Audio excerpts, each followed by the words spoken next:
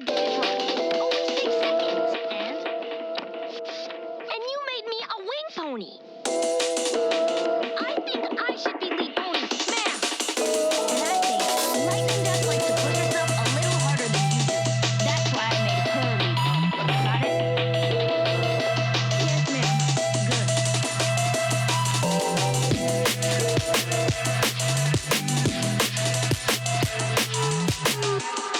Ready to rock and roll?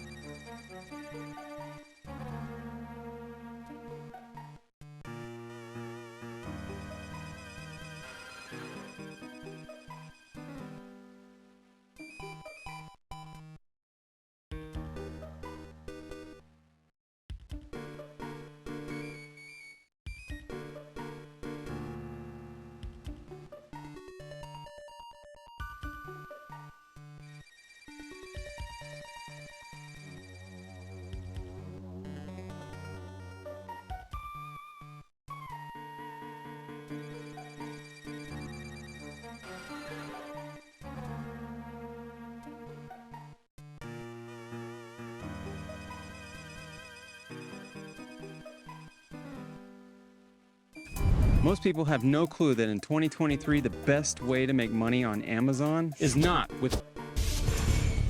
We're live from Georgia, a key battleground state in the race for the White House. In just moments, the current U.S. president will debate the former U.S. president as their party's presumptive nominees, a first in American history. We want to welcome our viewers in the United States and around the world to our studios in Atlanta. This is the CNN presidential debate. This debate is being produced by CNN and is coming to you live on CNN, CNN International, CNN.com, CNN Max, and CNN Espanol. This is a pivotal moment between President Joe Biden and former President Donald Trump in their rematch for the nation's highest office. Each will make his case to the American people with just over 4 months until Election Day.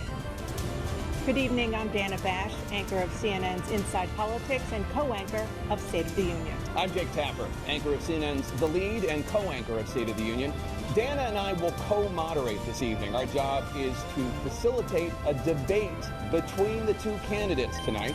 Before we introduce them, we want to share the rules of the debate with the audience at home. Former President Trump will be on the left side of the screen. President Biden will be appearing on the right. A coin toss determined their positions. Each candidate will have 2 minutes to answer a question and 1 minute each for responses and rebuttals. An additional minute for follow-up, clarification, or response is at the moderator's discretion. When it's time for a candidate to speak, his microphone will be turned on and his opponent's microphone will be turned off. Should a candidate interrupt when his microphone is muted, he will be difficult to understand for viewers at home. At the end of the debate, each candidate will get 2 minutes for closing statements. There is no studio audience tonight. Pre-written notes, props, or contact with campaign staff are not permitted during the debate. By accepting our invitation to debate, both candidates and their campaigns agreed to accept these rules. Now, please welcome the 46th President of the United States, Joe Biden. Folks, how are you?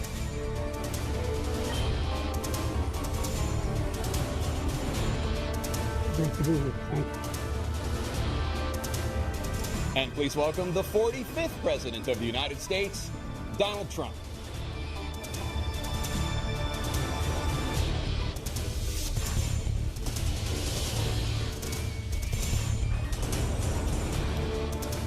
Gentlemen, thanks so much for being here. Let's begin the debate, and let's start with the issue that voters consistently say is their top concern, the economy.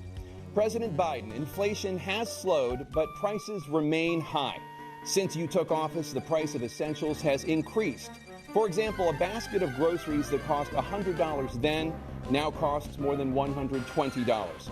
And typical home prices have jumped more than 30%. What do you say to voters who feel they are worse off under your presidency than they were under President Trump? We got to take a look at what I was left when I became president and what Mr. Trump left me. We had an economy that was in free fall. The pandemic was so badly handled. Many people were dying. All he said was, it's not that serious. Just inject a little bleach in your arm. You'll be all right. The economy collapsed. There were no jobs. Unemployment rate rose to 15%. It was terrible. And so what we had to do was try to put things back together again. And that's exactly what we began to do. We created 15,000 new jobs, and we brought out a position where we have 800,000 new manufacturing jobs. But there's more to be done. There's more to be done. Working class people are still in trouble. I come from Scranton, Pennsylvania. I come of household where the kitchen table, if the things weren't able to be met during the month, it was a problem. The price of eggs, the price of gas, the price of housing, the price of a whole range of things. That's why I'm working so hard to make sure I deal with those problems. And we're going to make sure that we reduce the price of housing. We're going to make sure we build 2 million new units. We're going to make sure we cap rents so corporate greed can't take over. The combination that I was left with in corporate greed is the reason why we're in this problem right now. In addition to that, we're in a situation where if you take a look at all that was done in his administration, he didn't do much at all. By the time he left, things were in chaos, literally chaos. And so we put things back together. We created, I said, those jobs. We make sure we had a situation where we brought down the price of prescription drugs, which is a major issue for many people, to $15 for an insulin shot as opposed to $400. No senior has to pay more than $200 for any drug, all the drugs they can include beginning next year. And the situation is and we're going to make that available to everybody, to all Americans. So we're working to bring down the price around the kitchen table, and that's what we're going to get done. Thank you. President Trump? We had the greatest economy in the history of our country. We have never done so well. Everybody was amazed by it. Other countries were copying us. We got hit with COVID, and when we did, we spent the money necessary so we wouldn't end up in a Great Depression, the likes of which we had in 1929. By the time we finished, so we did a great job. We got a lot of credit for the economy, a lot of credit for the military, and no wars, and so many other things. Everything was rocking good. But the thing we never got the credit for, and we should have, is getting us out of that COVID mess. He created mandates that was a disaster for our country, but other than that, we had given them back a country where the stock market actually was higher than pre-COVID, and nobody thought that was even possible. The only jobs he created are for illegal immigrants and bounce-back jobs, a bounce-back from the COVID. He has not done a good job. He's done a poor job, and inflation's killing our country. It is absolutely killing us. Thank you. President Biden? Well, look, the greatest economy in the world, he's the only one who thinks that, I think. I don't know anybody else who thinks that we have the greatest economy in the world. And, the fact of the matter is that we found ourselves in a situation where his economy, he rewarded the wealthy. He had the largest tax cut in American history, $2 trillion. He raised a deficit larger than any president has in any one term. He's the only president I've ever heard of his that lost more jobs than he had when he began, since Herbert Hoover. The idea that he did something that was significant in the military. When he was president, they were still killing people in Afghanistan. He didn't do anything about that. When he was president, we were still finding ourselves in a position where you had a notion that we were this safe country. The truth is, I'm the only president this century that doesn't have this decade, that doesn't have any troops dying anywhere in the world like he did. President Trump, I want to follow up if I can. Am I allowed to respond to him? Well, I'm going to ask you a follow-up. You can do whatever you want with the minute that we give you. I want to follow up. You want to impose a 10% tariff on all goods coming into the U.S. How will you ensure that that doesn't drive prices even higher? It's not going to drive them higher. It's just going to cost countries that have been ripping us off for years, like China and many others, in all fairness to China. It's going to just force them to pay us a lot of money, reduce our deficit tremendously, and give us a lot of power for other things. But he made a statement. The only thing he was right about is I gave you the largest tax cut in history. I also gave you the largest regulation cut in history. That's why we had all the jobs. And the jobs went down, and then they bounced back, and he's taking credit for bounce back jobs. You can't do that. He also said he inherited 9% inflation. Now, he inherited almost no inflation, and it stayed that way for 14 months. And then it blew up under his leadership because they spent money like a bunch of people that didn't know what they were doing, and they don't know what they were doing. It was probably the worst administration in history. There's never been. And as far as Afghanistan is concerned, I was getting out of Afghanistan, but we were getting out with dignity, with strength, with power. He got out. It was the most embarrassing day in the history of our country's life. President Trump, over the last 8 years, under both of your administrations, the national debt soared to record highs. And according to a new nonpartisan analysis, President Trump, your administration approved $8.4 trillion in new debt, while so far, President Biden, you've approved $4.3 trillion in new debt. So, former President Trump, many of the tax cuts that you signed into law are set to expire next year. You want to extend them and go even further, you say. With the U.S. facing trillion-dollar deficits and record debt, why should top earners and corporations pay even less in taxes than they do now? Because the tax cuts spurred the greatest economy that we've ever seen just prior to COVID. And even after COVID, it was so strong that we were able to get through COVID much better than just about any other country. But we spurred, that tax spurred. Now, when we cut the taxes, as an example, the corporate tax was cut down to 21% from 39%, plus beyond that. We took in more revenue with much less tax, and companies were bringing back trillions of dollars back into our country. The country was going like never before, and we were ready to start paying down debt. We were ready to start using the liquid gold right under our feet, the oil and gas right under our feet. We were going to have something that nobody else has had. We got hit with COVID. We did a lot to fix it. I gave him an unbelievable situation with all of the therapeutics and all of the things that we came up with. We gave him something great. Remember, more people died under his administration, even though we had largely fixed it. More people died under his administration than our administration, and we were right in the middle of it, something which a lot of people don't like to talk about. But he had far more people dying in his administration. He did the mandate, which is a disaster, mandating it. The vaccine went out. He did a mandate on the vaccine, which is the thing that people most objected to about the vaccine. And he did a very poor job, just a very poor job. And I will tell you, not only poor there, but throughout the entire world, we're no longer respected as a country. They don't respect our leadership. They don't respect the United States anymore. We're like a third world nation between weaponization of his election, trying to go after his political opponent, all of the things he's done. We've become like a third world nation, and it's a shame. The damage he's done to our country, and I'd love to ask him, and will, why he allowed millions of people to come in here from prisons, jails, and mental institutions to come into our country and destroy our country. President Trump, we will get to immigration later in this block. President Biden, I want to give you an opportunity to respond to this question about the national debt. He had the largest national debt of any president in a 4-year period, number one. Number two, that $2 trillion tax cut benefited the very wealthy. What I'm going to do is fix the tax system. For example, we have 1,000 trillionaires in America. Billionaires in America. And what's happening? They're in a situation where they, in fact, pay 8.2% in taxes.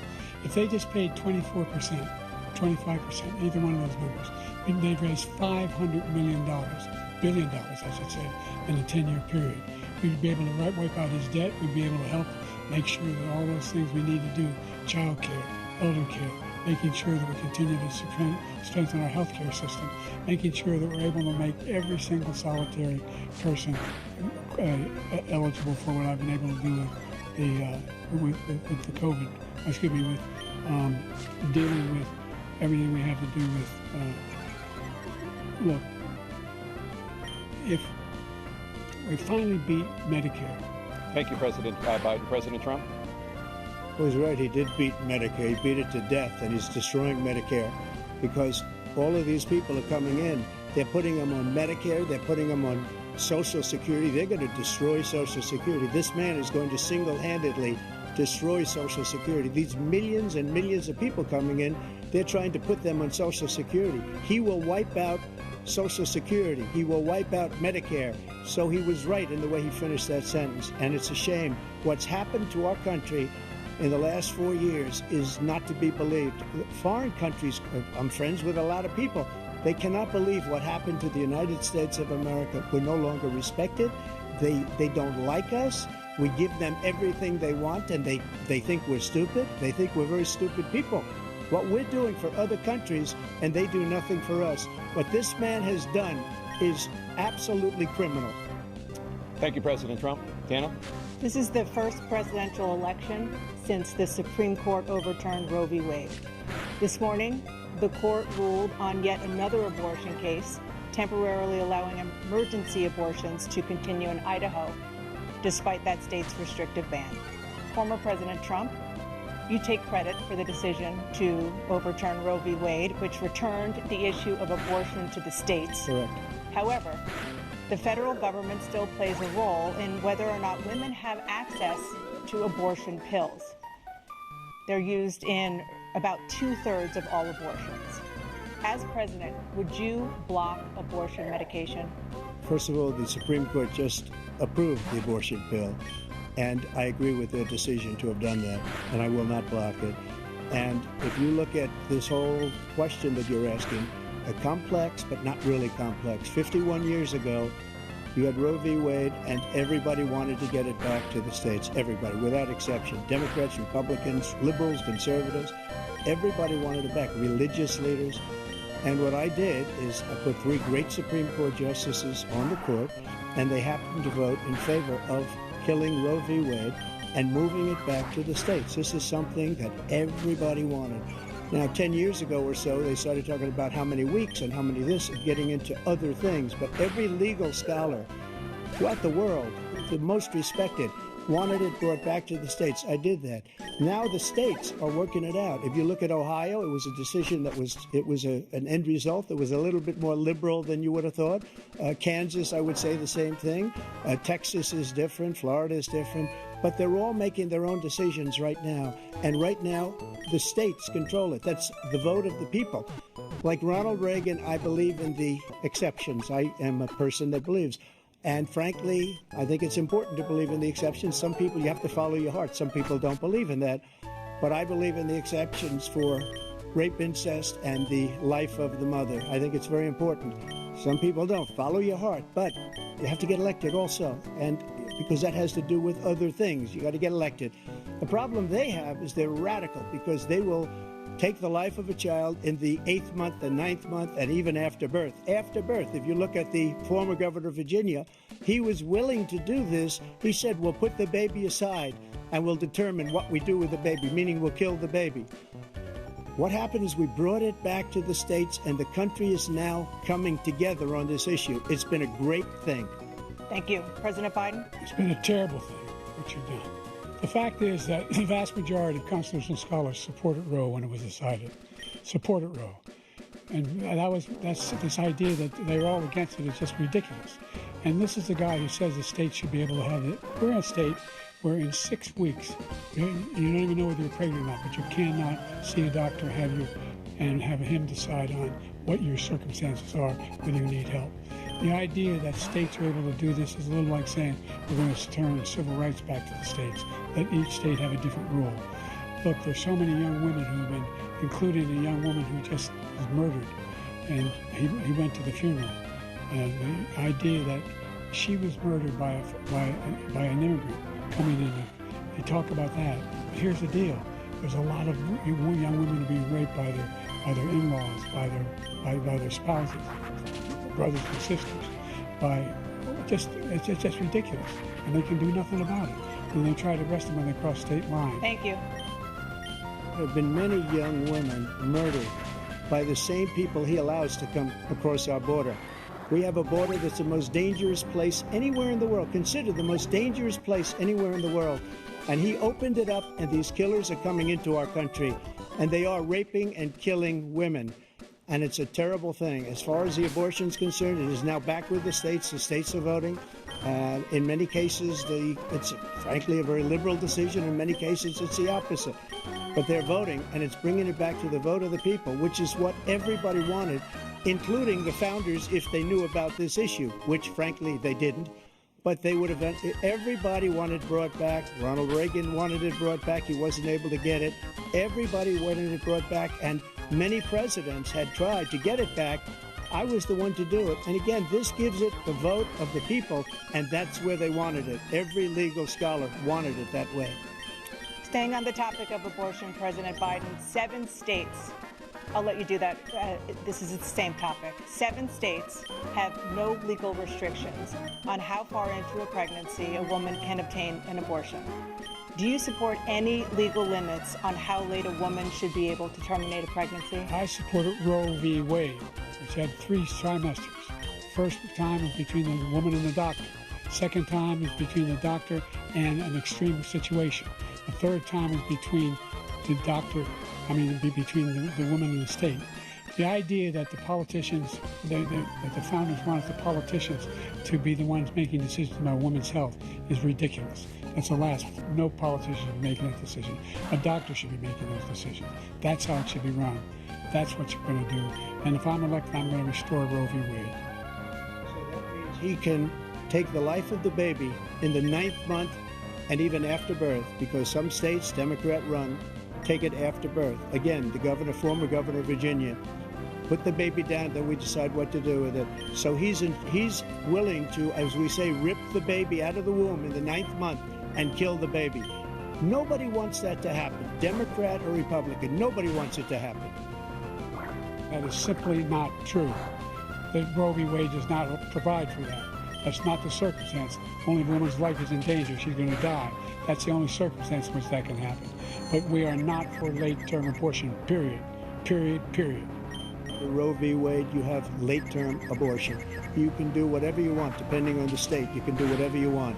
We don't think that's a good thing. We think it's a radical thing. We think the Democrats are the radicals, not the Republicans. For 51 years, that was the law. 51 years, constitutional scholarship said it was the right way to go.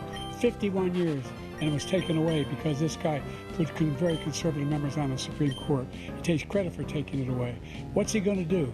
What's he going to do, in fact, if the MAGA Republicans, he gets elected, and the MAGA Republicans control the Congress, and they pass a universal ban on abortion, period, across the board, at 6 weeks or 7 or 8 or 10 weeks, something very, very conservative. Is he going to sign that bill? I'll veto it.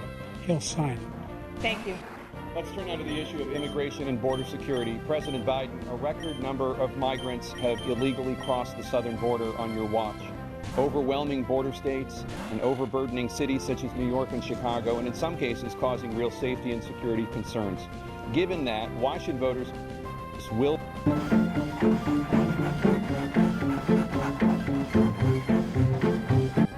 see their benefits cut in just over 10 years? Will you name tonight one specific step that you're willing to take to keep Social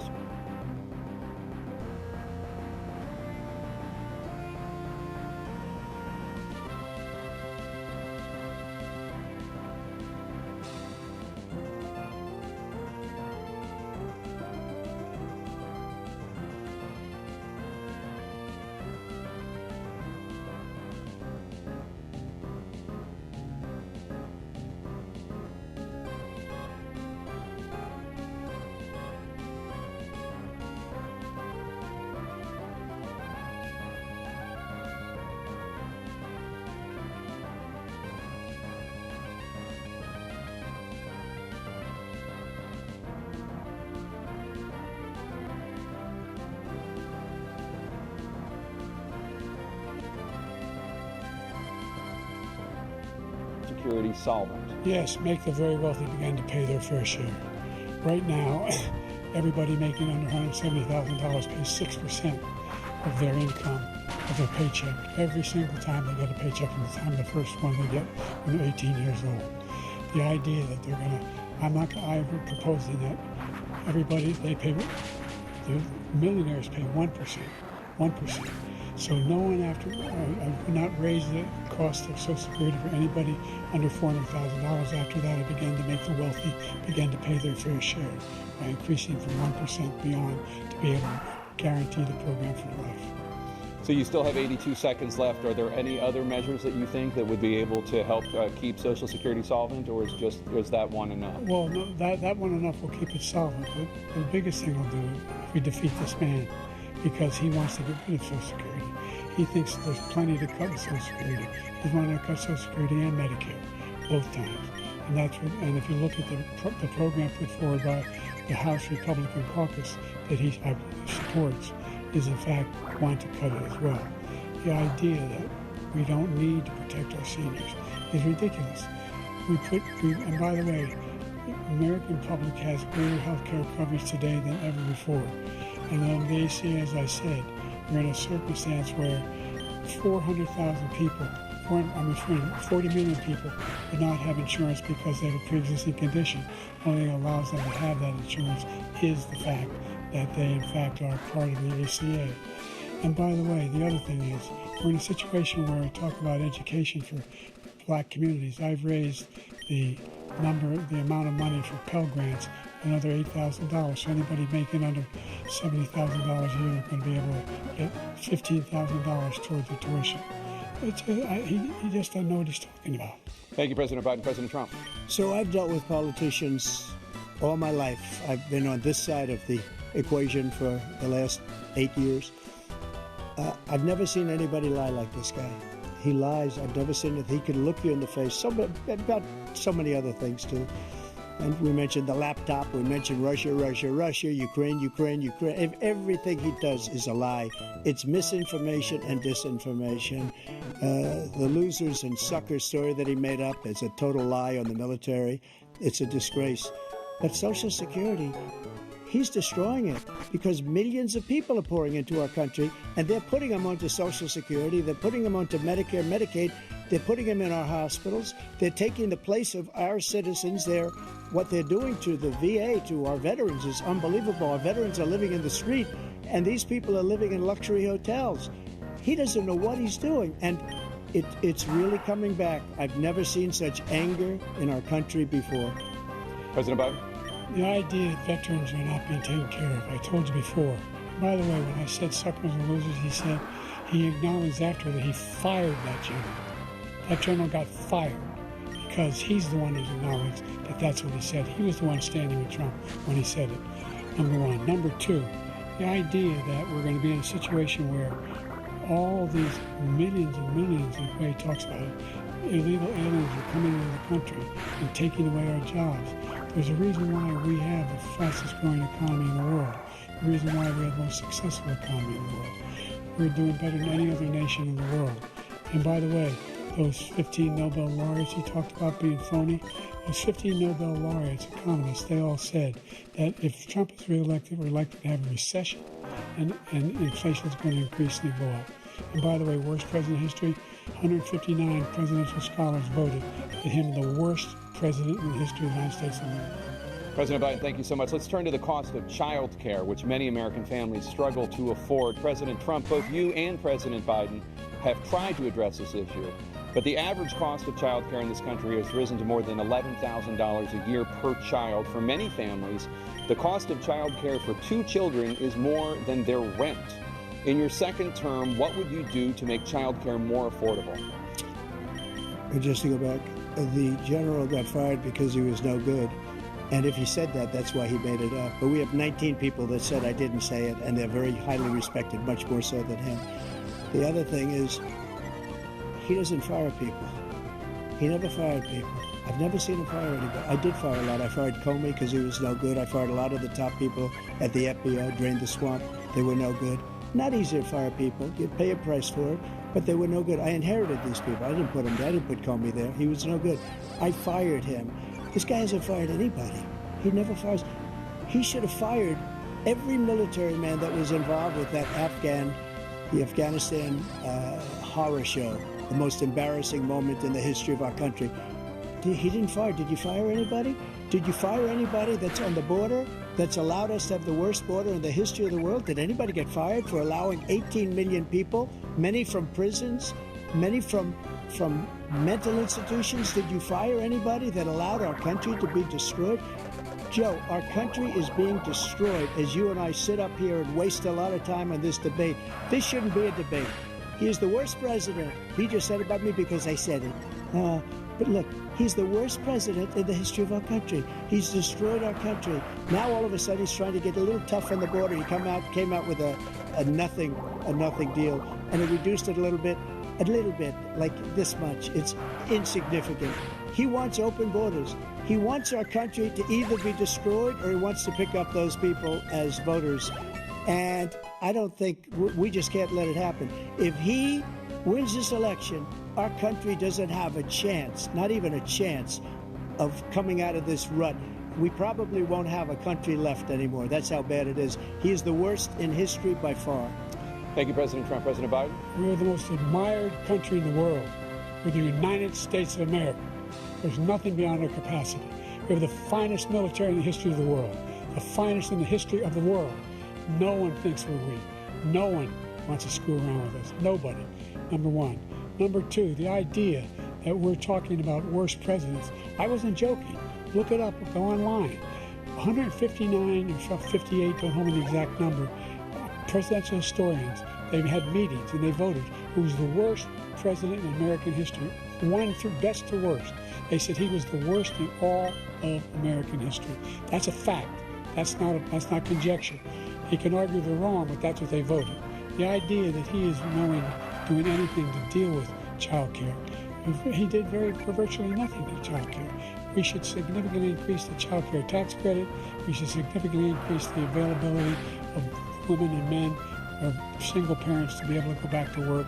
And we should encourage businesses to have. Thank you, President Biden. Facilities. President Trump, the question was about what would you do to make child care more affordable, if you want to take your minute. Just so you understand, we have polling, we have other things that they rate him the worst because what he's done is so bad. And they rate me, I'll show you, I will show you, and they rate me one of the best, okay?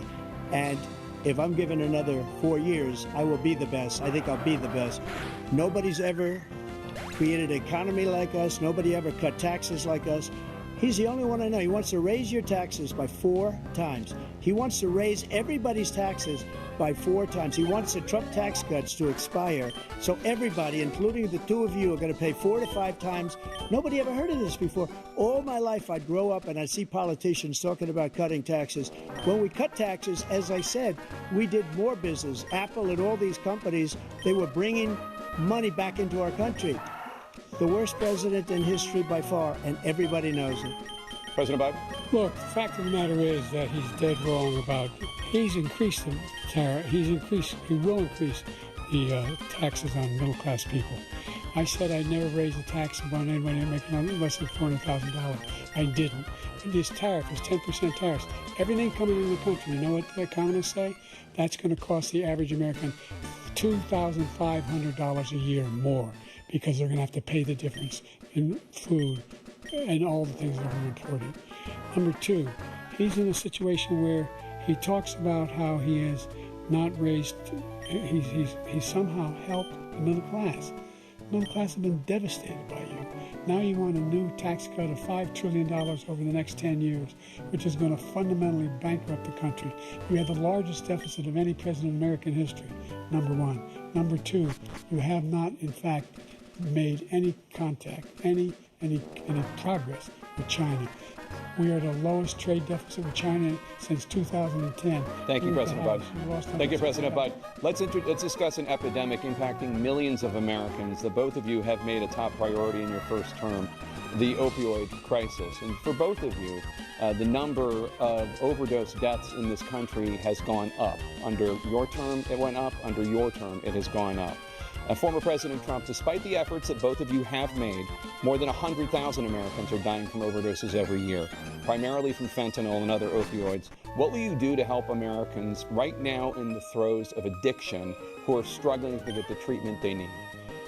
To finish up, we now have the largest deficit in the history of our country under this guy.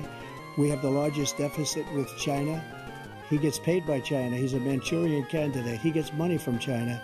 So I think he's afraid to deal with them or something. But do you notice he never took out my tariffs, because we bring in so much money with the tariffs that I imposed on China.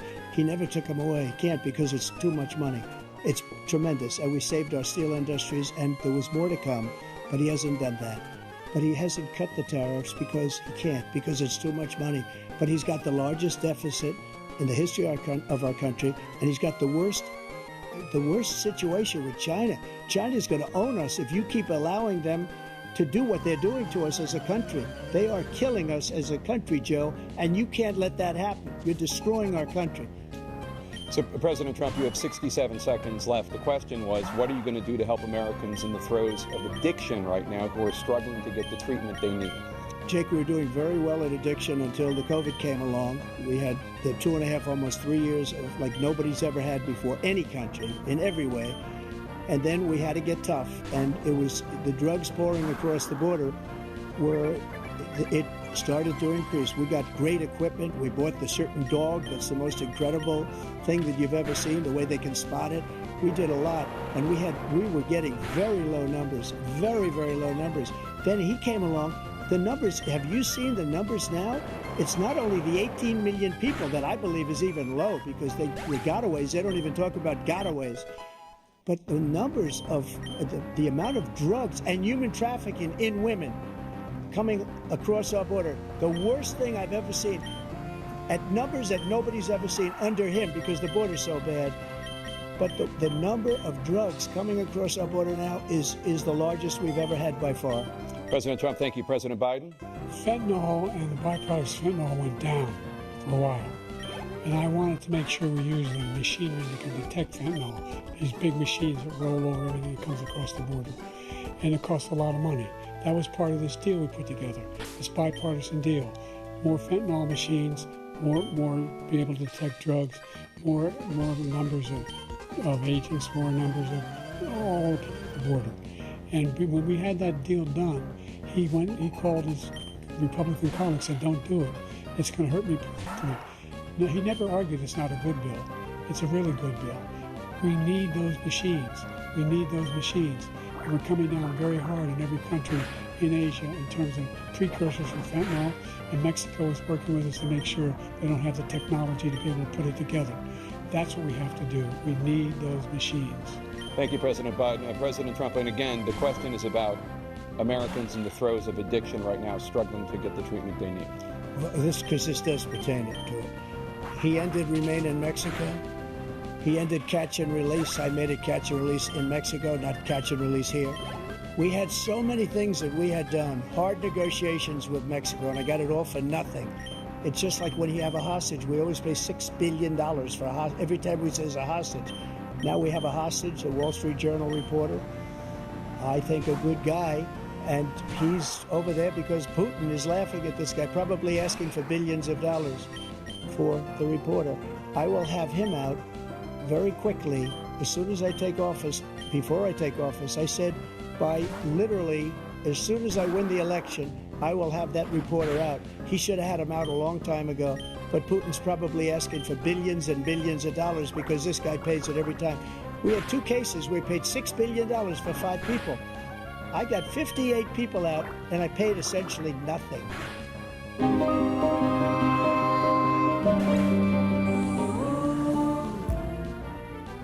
Thank you, President Trump. Dana? Let's turn to concerns that voters have about each of you.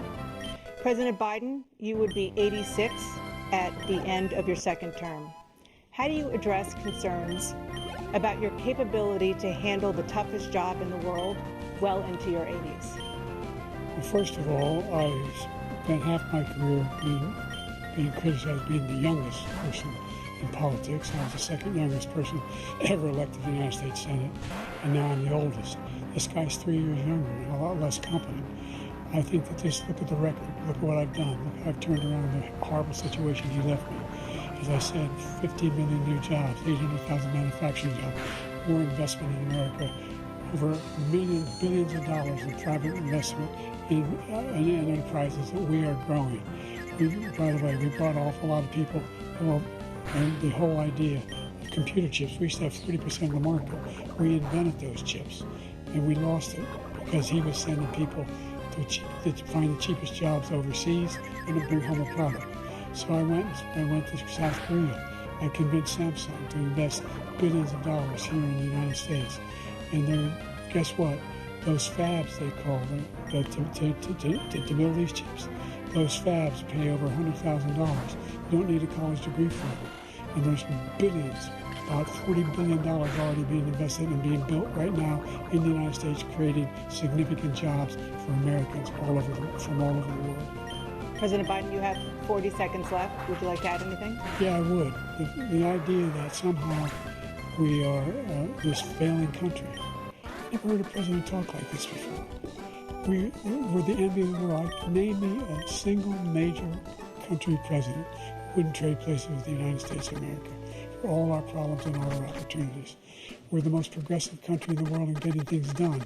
We're the strongest country in the world. We're a country in the world who keeps our word, and everybody trusts us. All of our allies and those who he cuddles up to, from Kim Jong-un, who he sends love letters to, and Putin, etc. They don't want to screw around with us. Thank you. Former President Trump, to follow up, you would be 82 at the end of your second term. What do you say to voters who have concerns about your capabilities to serve? Well, I took 2 tests, cognitive tests. I aced them, both of them, as you know. We made it public. He took none. I'd like to see him take one, just one, a real easy one. Like go through the first 5 questions. He couldn't do it. But I took 2 cognitive tests. I took physical exams every year. And, you know, we knock on wood wherever we may have wood, that I'm in very good health. I just won 2 club championships, not even senior, 2 regular club championships. To do that, you have to be quite smart, and you have to be able to hit the ball a long way. And I do it. He doesn't do it. He can't hit a ball 50 yards. He challenged me to a golf match. He can't hit a ball 50 yards. I think I'm in very good shape. I feel that I'm as in good a shape as I was 25, 30 years ago. Actually, I'm probably a little bit lighter, but I'm in as good a shape as I was years ago. I feel very good. I feel the same. But I was willing to take a cognitive test. And you know what? If I didn't do well, I aced him. Dr. Ronnie Jackson, who's a great guy when he was White House doctor. And then I took another one, a similar one. And one of them said they'd never seen anybody ace him. Thank you. President Biden? You can see he is 6'5" and only 223 pounds, or 235 pounds. Well, you said 6'4", 200. Well, anyway, anyway, just take a look at what he says he is, and take a look at what he is. Look, I'd be happy to have a driving contest with him. I got my handicap, which when I was vice president, down to a 6. And by the way, I told you before, I'm happy to play golf if you carry your own bag. Think you can do it? He's a 6 handicap of all. I was an 8 handicap, 8 But I have, you know, I've seen you swing. I know you swing. Okay, Let's let's not act like children. President Trump, we're going to 21. Let's not act like children. You are to a a child. specific concern that voters have about you. Will you pledge tonight that once all legal challenges have been exhausted, that you will accept the results of this election, regardless of who wins, and you will say right now that political violence in any form is unacceptable? Well, I shouldn't have to say that, but of course I believe that. It's totally unacceptable. And if you would see my statements that I made on Twitter at the time, and also my statement that I made in the Rose Garden, you would say it's one of the strongest statements you've ever seen. In addition to the speech I made in front of, I believe, the largest crowd I've ever spoken to, and I will tell you, nobody ever talks about that. They talk about a relatively small number of people that went to the Capitol, and in many cases were ushered in by the police. And as Nancy Pelosi said, it was her responsibility, not mine. She said that loud and clear. But the answer is, if the election is fair, free, and I want that more than anybody. And I'll tell you something. I wish he was a great president, because I wouldn't be here right now. I'd be at one of my many places enjoying myself. I wouldn't be under indictment because I wouldn't have been his political opponent, because he indicted me because I was his opponent. I wish he was a great president. I would rather have that. I wouldn't be here. I don't mind being here. The only reason I'm here is he's so bad as a president that I'm going to make America great again. We're going to make America great again. We're a failing nation right now. We're a seriously failing nation. And we're a failing nation because of him. His policies are so bad. His military policies are insane. They're insane. These are wars that will never end with him. He will drive us into World War III, and we're closer to World War III than anybody can imagine. We are very, very close to World War III, and he's driving us there. And Kim Jong-un and President Xi of China, Kim Jong-un of North Korea, all of these, Putin, they don't respect him. They don't fear him. They have nothing going with this gentleman, and he's going to drive us into World War III. You want a World War III, let him follow and win, and let Putin say, do what you want, NATO. Just do what you want. There's a thing called Article 5. An attack on one is an attack on all, a required response. The idea, I can't think of a single major leader in the world who wouldn't trade places with the job I've done, what they've done. Because we're a powerful nation. We have wonderful people. It's because of the people, not me. It's because of the American people. They're capable of anything, and they step up when they're needed. And right now, we're needed. We're needed to protect the world because our own safety is at stake. And again, we want to have a war. Just let Putin go ahead and take Kyiv, make sure they move on, see what happens in Poland, Hungary, and other places along that border. Then you have a war. President Trump, as I come back to you for a follow-up, the question was, will you accept the results of this election, regardless of who wins? Just to finish what he said, if I might. What if you could have shades like these for a fraction of big brand prices? With Shady Ray. Russia, they took a lot of land from Bush. They took a lot of land from Obama and Biden. They took no land, nothing from Trump, nothing. He knew not to do it. Not going to play games with me. He knew that. I got along with him very well, but he knew not to play games. He took nothing from me. But now he's going to take the whole thing from this man right here. That's a war that should have never started. It would have never started ever with me. And he's going to take Ukraine. And, you know, you asked me a question before, would you do this? He's got us in such a bad position right now with Ukraine and Russia. Because Ukraine's not winning that war. He said, I will never settle until such time. They're running out of people. They're running out of soldiers. They've lost so many people. It's so sad. They've lost so many people, and they've lost those gorgeous cities with the golden domes that are 1,000 years old, all because of him and stupid decisions. Russia would have never attacked if I were President Trump, president. the question was, will you accept the results of the election, regardless of who wins? Yes or no, please. If it's a fair and legal and good election, absolutely. I would have much rather accepted these, but the fraud and everything else was ridiculous. And if you want, we'll have a news conference on it in a week, or we'll have another one of these in a week.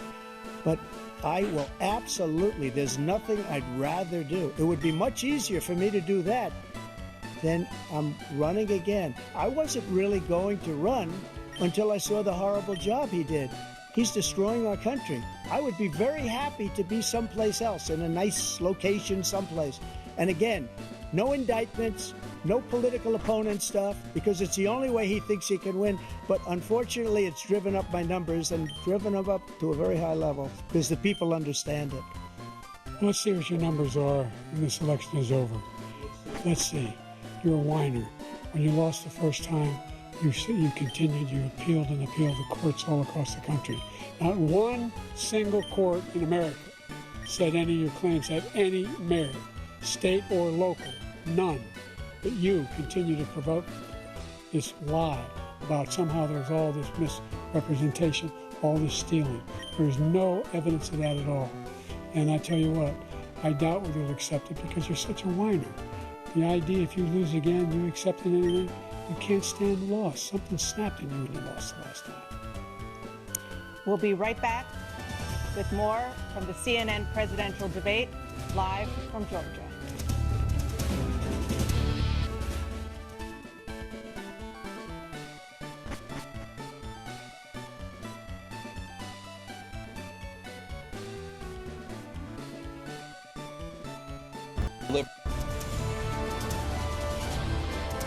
It is now time for the candidates to deliver their closing statements as predetermined by a coin toss. We're going to begin with you, President Biden. You have 2 minutes.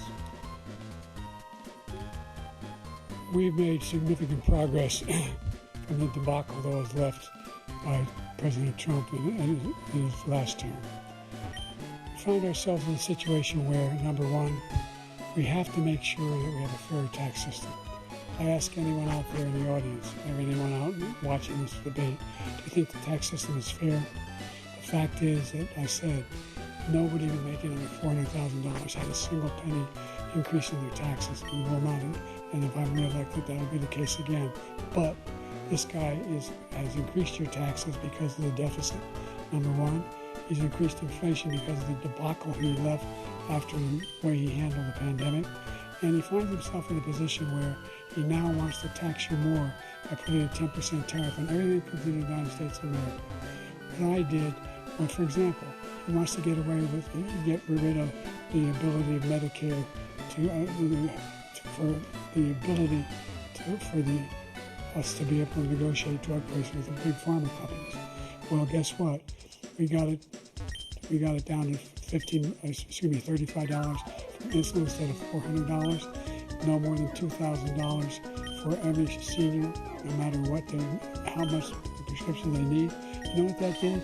That reduced the federal debt by $160 billion over 10 years because the government doesn't have to pay the exorbitant prices. I'm going to make that available to every senior all along. It's happening now, and everybody in America. He wants to get rid of that. I'm going to make sure that we have child care. We're going to significantly increase the credits that people have for child care. We're going to make sure we do something about what we're doing on lead pipes and all the things that are causing health problems for people across the country. We're going to continue to fight to bring down inflation and give people a break. Thank you, President Biden. President Trump, you now have 2 minutes for your closing statement. My name is Lucy, and I have to figure out who I am. Like so many politicians, this man is just a complainer. He said, we want to do this, we want to do that, we want to get rid of this tax, that tax. But he doesn't do anything. All he does is make our country unsafe by allowing millions and millions of people to pour in. Our military doesn't respect him. We look like fools in Afghanistan. We didn't stop Israel. It was such a horrible thing that would have never happened. It should have never happened. Iran was broke. Anybody that did business with Iran, including China, they couldn't do business with the United States. They all passed. Iran was broke. They had no money for Hamas or Hezbollah, for terror, no money whatsoever. Again, Ukraine should have never happened. He talks about all this stuff, but he didn't do it. For 3.5 years, we're living in hell. We have the Palestinians and we have everybody else rioting all over the place. You talk about Charlottesville. This is 100 times Charlottesville, 1,000 times Charlottesville. The whole country is exploding because of you, because they don't respect you, and they have to respect their president, and they don't respect you throughout the world. What we did was incredible. We rebuilt the military. We got the largest tax cut in history, the largest regulation cut in history. The reason he's got jobs is because I cut the regulations that gave jobs, but he's putting a lot of those regulations back on. All of the things that we've done, nobody's never seen anything like. Even from a medical standpoint, right to try, where we can try space-age materials instead of going to Asia or going to Europe and trying to get when you're terminally ill. Now you can go and you can get something. You sign a document. They've been trying to get it for 42 years. But you know what we did for the military was incredible. Choice for our soldiers, where our soldiers, instead of waiting for 3 months to see a doctor, can go out and get themselves fixed up and readied up and take care of themselves, and they're living. And that's why I had the highest approval rating in the history of the VA. So all of these things, we're in a failing nation, but it's not going to be failing anymore. We're going to make it great again. Thank you, former President Trump, President Biden. It's a psychological interview that you're doing. You're sort of being my psychiatrist. I've watched your show a lot over the years. See people break. Whatever relationship.